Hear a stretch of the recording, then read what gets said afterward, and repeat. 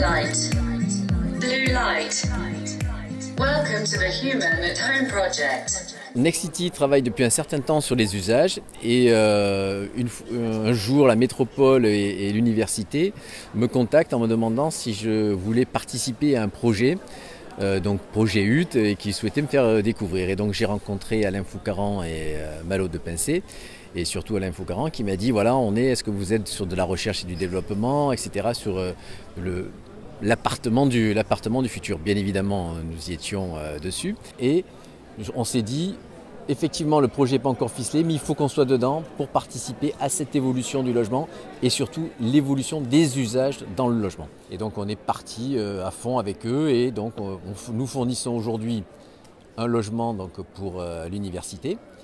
Ils vont mettre les étudiants dedans. On a fait un certain nombre de travaux modificatifs pour adapter ce logement à leurs besoins et ils vont l'équiper maintenant de capteurs et l'expérience va démarrer.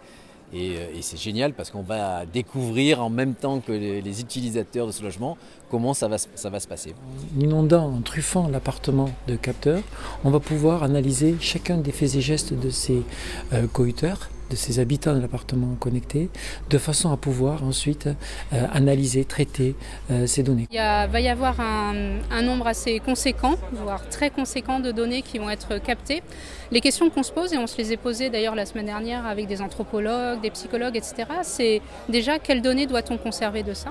Tout conserver pourrait être une solution, mais même technologiquement, c'est pas si simple parce qu'après, si on veut conserver, c'est bien pour réutiliser et il faut le faire en bonne intelligence, j'allais dire.